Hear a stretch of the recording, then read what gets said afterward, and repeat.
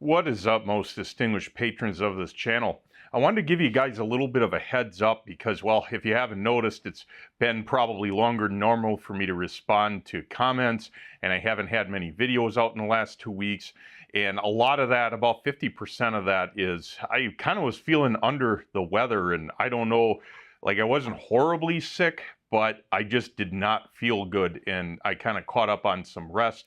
So luckily, I'm still, I would say, at the tail end of it, which is funny because this time, well, about a month ago, last year I got horribly sick. So I guess it's just that time of the year for me to get the present, I guess, that I didn't get at Christmas, as well, being sick and all.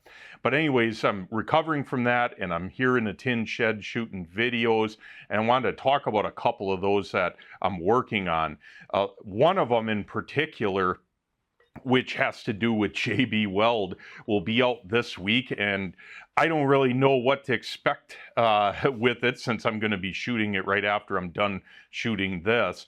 But enough people over the years have commented, well, compared the strength of JB Weld to a real weld. And I thought, well, that's kind of a funny idea. And I'll be honest, I have no idea how strong JB Weld is. So I JB welded up a couple plates, and we're going to see what happens. And I'll be completely honest, we all know that there's zero probability that JB Weld would be as strong as like this TIG weld here, but to make things fair, I'm going to do very small actual welds, and we're going to compare and contrast the strength. And, you know, let's face it, JB Weld to call it a weld is kind of, well, it's an insult to welding, but I don't have high hopes, I guess, and it'll be interesting to see what happens with that. But that I'll be testing soon. Another update I want to give you guys is that I happen to be down in Chicago at the Museum of Science and Industry, where they have where this guy came from, which is a U-boat. And for those who don't know, it's a World War II submarine that the Germans built. And they have one on display that was captured, and I was able to take kind of a tour around it, which, well, the tour was a little bit limited because I had to move as fast as the tour guide did, which they didn't spend much time. And, well, what do you expect for $20 for a tour?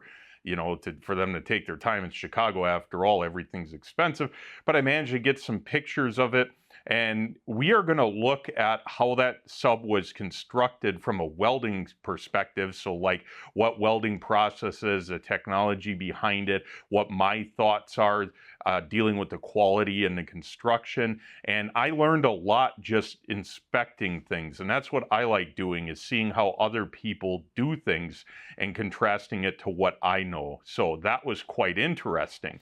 And then as a follow-up to that, and I may actually combine all of this into one video, I don't know, I have a ton of pictures, but I was on another submarine from World War II that is up here in Wisconsin that is wet docked, and you're basically allowed to just walk around it and check out everything on your own. So I took a lot more pictures. The lighting was a lot better there, fortunately, and I learned a ton about the quality of the construction of that particular ship. So I may actually combine both the U-boat and the inspection of one of America's submarines from World War II into one video and compare and contrast and talk about it. I don't want to make it too long of a video, but anyways, that's something to look forward to over the next couple weeks. And I'm kind of excited because it's interesting to look at what I call old iron, which is that old, you know, military equipment that I would have loved to have been, you know, responsible for building or maintaining or running. Like, that's just cool stuff, as I think a lot of you are into that kind of stuff too. And there's tons to learn from how things used to be. So anyways, I'll be working really hard to get that content out for you guys, because I think you'll enjoy it, since obviously a lot of you don't live in the United States, but you have an interest in welding and technology, especially from a long time ago. So that'll be very cool to get through that. Beyond that, I have a bunch more TIG welding videos that I'm editing that I'll sprinkle out coming up. And also, I did not forget, I will be doing a giveaway on the Will Weld for Tacos stickers pretty soon. And I had everything already set up and sent a package out for it to be basically distributed to everyone that signs up for a free sticker. And the package basically never got to its destination. And then I got contacted by the post office that it was damaged in transit.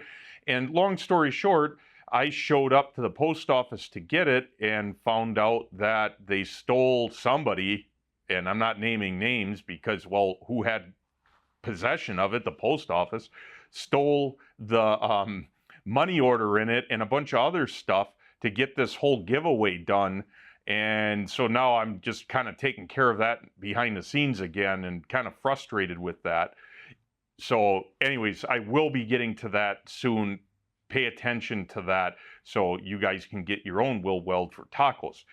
But anyways, beyond that, hopefully you guys are out there practicing your skills and learning and trying to become better at something. It doesn't necessarily have to be welding, but just better at something. All skills take work and effort to get better at. So if you don't put that in, well, where are you going to wind up? Nowhere better than where you're at. So that's a key thing.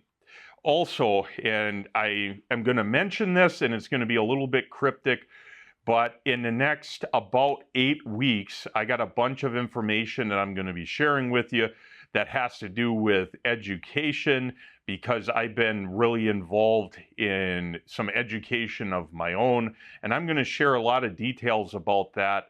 And I wish I could do it now, but I'm the kind of person that until things are done, final and complete, I don't want to just talk about it, because a bird in the hand is better than two in the bush. I don't want to, make some statements and then, have something come up. You get the idea. But what I'm talking about is I will have a lot of content and thoughts dealing with welding education, because I got involved in it pretty heavily in some ways that I wasn't expecting, and I'm thankful for it. But I'll give you guys an update in a while, and a whole bunch of content regarding welding education, certifications, and all of that. So that will be also something to look forward to. Beyond that, I better get to testing this crap to see how strong JB Weld is. So hopefully this video will be out before the end of the week and you guys can enjoy it. And I just hope that this video isn't like 5 minutes long start to finish, because this stuff is crap, but it probably is. Anyways, thanks for sticking around. Until next time.